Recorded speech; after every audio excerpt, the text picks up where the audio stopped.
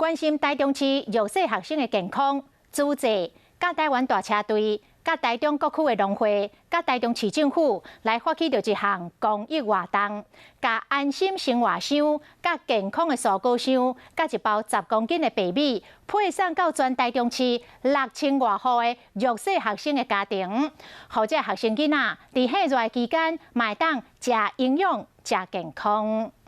将箱仔甲10公斤的白米一直搬上客丁车，这爱心的物资是运将今日重要任务，要将社会爱心送到弱势学生的厝内。家庭影响很大所以他们的民生物资的需求也很大我们在学童午餐方面的供应，我们非常有经验了那这一次呢，也结合在地的小农，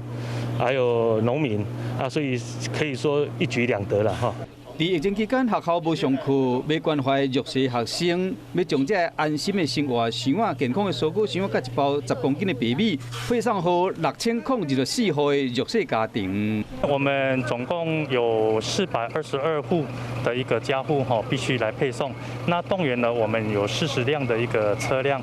来完成今天的一个任务。还有大甲的番薯。 还有新色的菇类还有我们一些小农的小黄瓜。内面食到12项台中在地农特产品，市政府表示讲，这间配送是以山城地区为主，其他所在陆续会伫7月份、8月份配送，或者弱势家庭学生感受到社会温暖。